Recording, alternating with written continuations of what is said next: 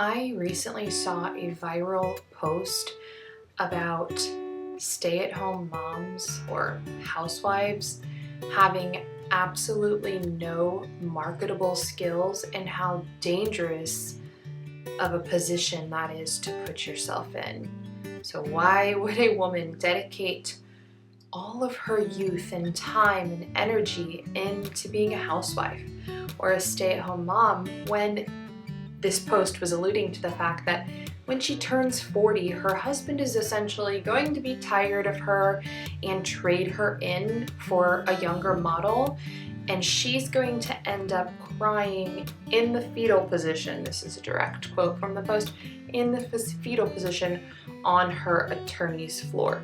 That is the fate for these ignorant, useless, naive, stupid housewives and stay-at-home moms. Well, as you probably guessed, I've got a lot to say about that. Welcome to Hopewell Heights.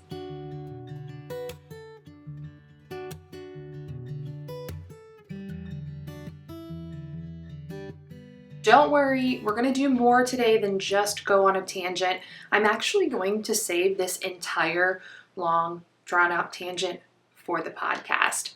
All the details on my new podcast, Unhinged with Hopewell Heights, are coming soon. It will be launched in June, which is just right around the corner. So I'll put details in the description if you want to go ahead and subscribe to the new channel. So today I won't even address the fact that that is a made-up story for the most part. Has there ever been a, trad wife, stay-at-home mom with 10 kids who was abandoned by her husband, who up and left her when she turned 40? Well, yeah, I'm sure that's happened, but that is not the norm. That is just not a reality of what is happening to all stay-at-home moms, not even to a lot of stay-at-home moms. But like I said, we'll dive into that in more detail on the podcast. What I wanted to address today is the specific part of that idea that housewives and stay-at-home moms have no marketable skills. Once again, that is another part of that argument that is just completely false. So what do we mean by marketable skills? Well, most of us, I'm a millennial. If you are a millennial American, that means a college degree. That's just what that means because that's how we were raised. We were told that if we did not go to college and get a specialized degree, we would probably be like homeless losers. We would be an embarrassment to our family, never be able to pay our bills, never be able to take care of ourselves. And I mean, the worst thing that could happen is like you might end up being like a garbage man or a plumber. Well, now that I'm a real adult, like a real grown-up, I understand that the people who pushed those narratives were teachers, which we need teachers. Teachers are wonderful people, but teachers make, not a lot of money, maybe $35,000, $40,000, $50,000 a year when we're talking about, high school teachers. Some might make a little more than that.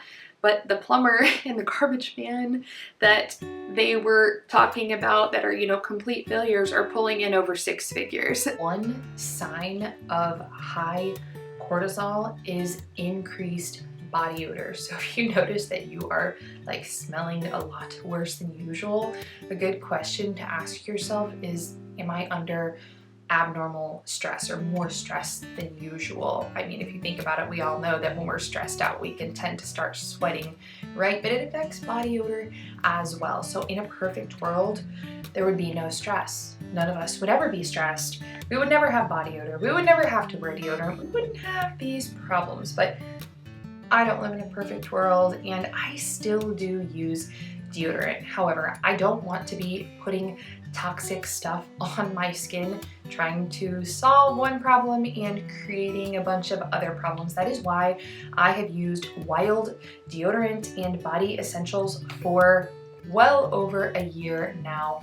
Wild makes aluminum-free, paraben-free deodorant and everyday essentials, and they are on a mission to eliminate single-use plastics, and they do so with their refillable cases. They just launched this super cute Emma Bridgewater limited edition polka dot case, and let me show you how these work. When you run out of deodorant, you just order little refills. They also just launched their Summer Breeze, which contains freesia, water lily, and deep ocean musk. It is light and summery. It feels and smells just like summer. So let me show you how these cases work. All you do is take out the bottom portion of your case and pop a refill in. Like, I don't even really need to show you guys, it's just so simple.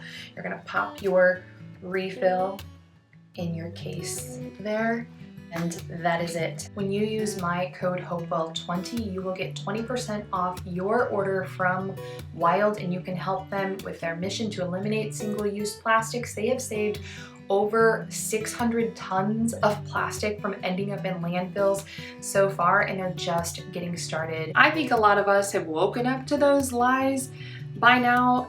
I'm not saying that college is always a bad thing. Sometimes college can be a great thing, but by no means is everybody called to go down that path, especially not women who know that they want to get married and start having children young. There's nothing wrong with that woman going to college under the right circumstances if that's something she wants to do, but it's definitely not necessary for her to have a degree if she wants to pursue the path of marriage and motherhood. And that also doesn't mean that she's going to stop learning or stop her education if she decides to forego college. In fact, I did go to college. I am a nurse by trade. I've let my license lapse, but I was a nurse by trade. I did part of my master's degree. I have a lot of formal education, but the greatest portion of my education in my adult life has actually been self-education, things that I have pursued and learned and taught myself just by reading and being resourceful. And I've had the most time and energy to educate myself in many different ways, learn new skills or practice new things since I've been a stay-at-home mom. Now that I am home all the time, I actually have the time and the energy and the freedom and the space to pursue anything that I am interested in, really. Whereas when I was working as a nurse with that marketable skill, yes, I was bringing in an income, but that income was set. It was very limited. There was a definite cap. Was it possible to climb the ladder and, pursue higher education and potentially do other things in that realm to make more money? Yes, it was, but at what cost to my family? For me and for most people who pursue marketable skills by getting a degree and specializing and going into the workforce, if you want to earn more income, you're going to be trading a lot more time for that money. And since you're trading time for money, that really cuts down on the amount of free time and energy you have to pursue other interests or to, educate yourself further. So when I was working as a nurse, I had a lot of the same interests that I have now as far as cooking, baking, starting my own little small businesses, photography, videography, just all the things that I'm interested in. I had those same interests back then, but I just did not have the time to undertake any of those things. It wasn't until I was able to step back from my job that I started to have the time to learn these new skills. Now, some people might be able to juggle having like a full-time job and learning a lot of new things, but probably not if you are also placing your marriage and your children and having many children as a priority that's high on your list as well. Something is going to have to give. So my argument is that the stay-at-home mom, housewife, trad wife who has been diligent in her duties and had many children, and she's the stereotype, maybe she homeschools, she homesteads, she does whatever, is going to have just as many or more marketable skills as somebody who pursued a specified degree and has been doing that one thing for 20 years. And stay-at-home mom trad wife is also going to have a really great work ethic. She's going to be able to adapt to different situations because she's had to pursue her interests and her duties while welcoming new babies and all the things that life throws at you when you are focused on caring for a family and a home. So, in the event that she finds herself widowed or abandoned or just completely on her own, and now she's got these kids, she's 40 years old, and she's got to support herself, she's not at the mercy of the workforce or of going and filling out applications and waiting for an employer to hire her and tell her how much her time is worth, because she's resourceful, she's connected to her community, she's got a great work ethic, like I said, and she's got so many skills in the domestic arts that can be turned into a business where she can just start working for herself and find a way to make ends meet. And another point that I made when I kind of did a little rebuttal to this argument on Instagram is that trad wives and stay-at-home moms, they don't live that lifestyle in a bubble. They're usually connected to a larger community who also has traditional values, and within that traditional value framework, it is seen as shameful to see a woman in your community, a mother who is either widowed or abandoned or something, and now she's got all these little children. Within the traditional framework, it's seen as shameful to just turn a blind eye to that. That just doesn't happen. The other men in her life, maybe her father, her father-in-law or grandfather, her brothers, or even maybe she has adult sons, are going to step in and make sure they're helping her out. They're, helping her take care of her home, helping her cut the grass if she has financial needs, pitching in and helping her meet those needs if she still has little children under her roof. So, if tragedy befalls the poor housewife and stay-at-home mom, she's going to be fine. You guys, we do not need to worry about her. She is going to be just fine. And actually, thinking about this kind of inspired an idea for a video series.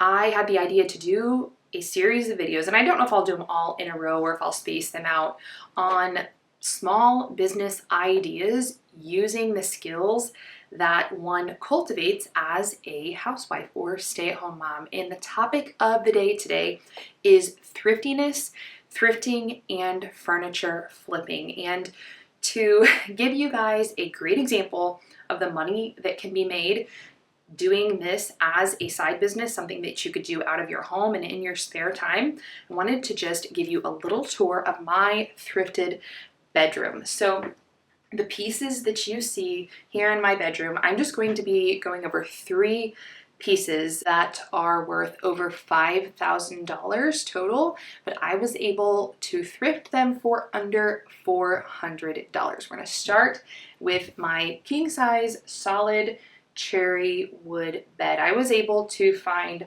several vintage beds just like this online, and the going price, I had to take notes so I wouldn't forget.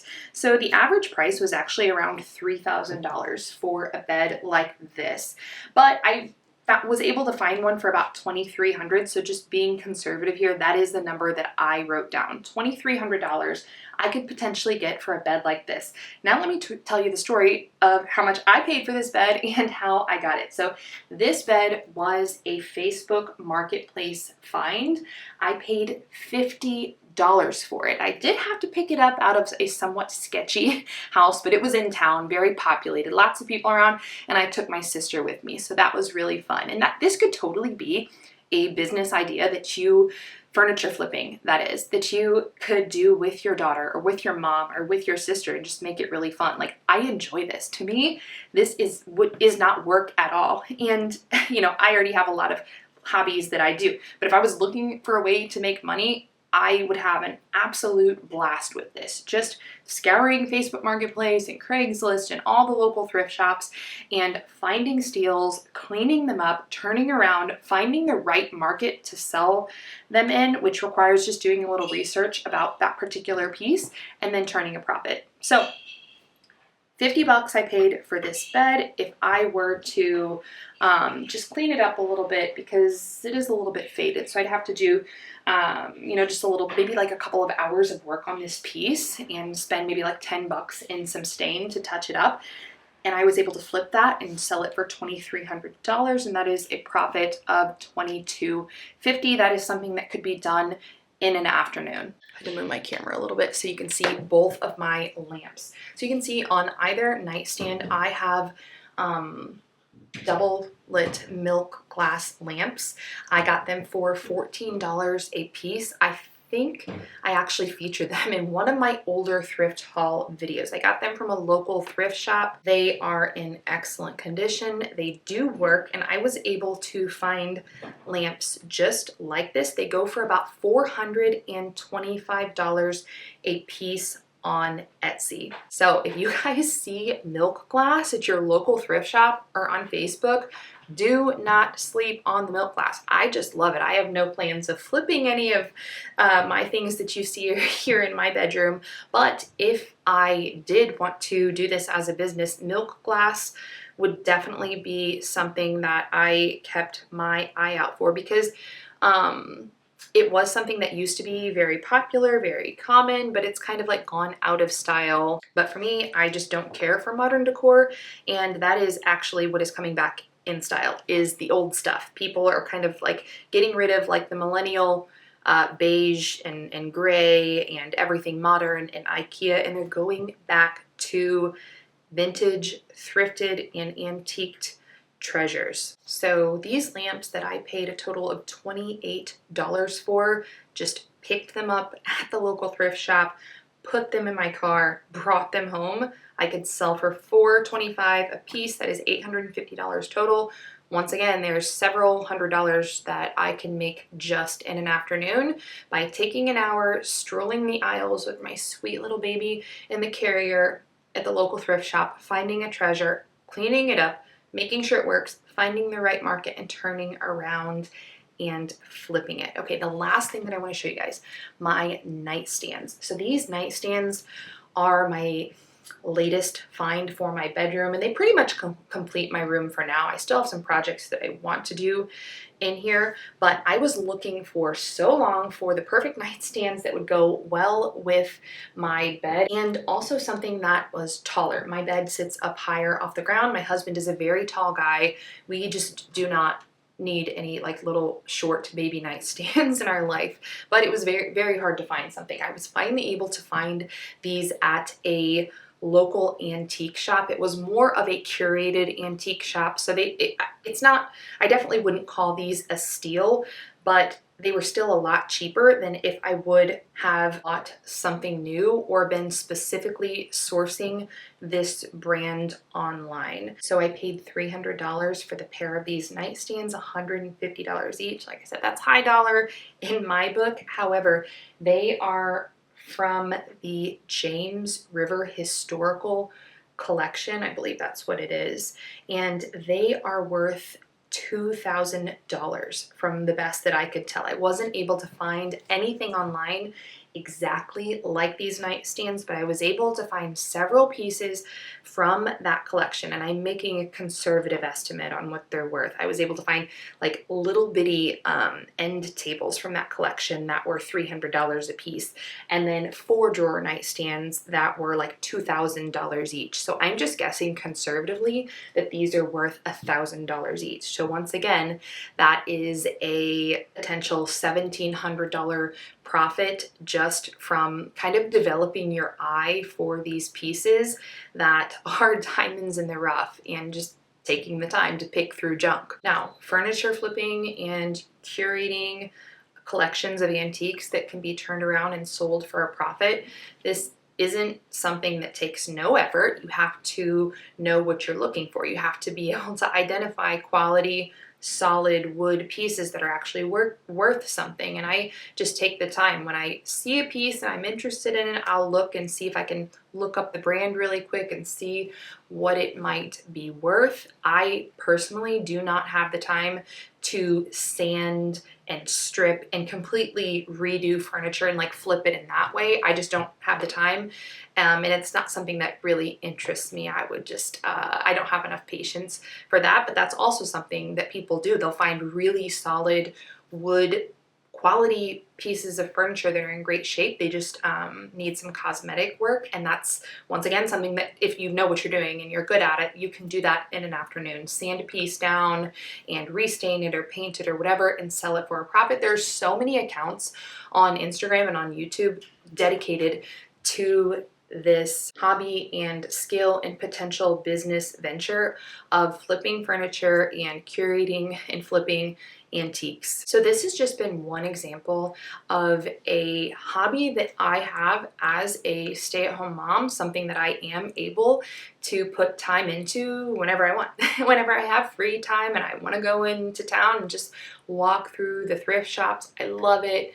It brings me joy. It's something that my daughter and I do together, something I can take a little baby along in my carrier, and it's something that I could take and turn into a marketable skill, depending on how we're defining marketable skills. And I know people have all kinds of arguments like, oh, well, maybe you could make money, but what about your benefits package? What about your retirement? You guys, we're living in 2025.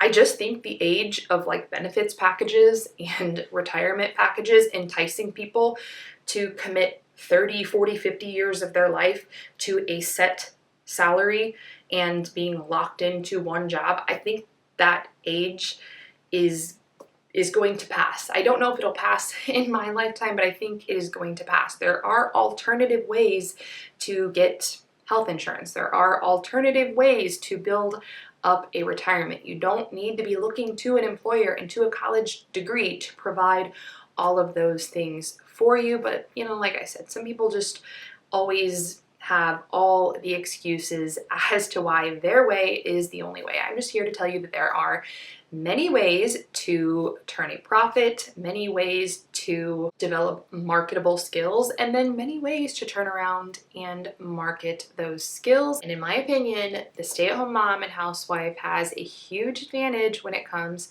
to doing just that in a creative way that she can enjoy. All right, well, that wraps it up for this week's video. Thank you guys for joining me this week. Be on the lookout for the launch of my podcast, where we will dive deeper and go into topics just like this one, but I'm going to bring the receipts and I'm going to bring the numbers when I sit down and do this podcast style.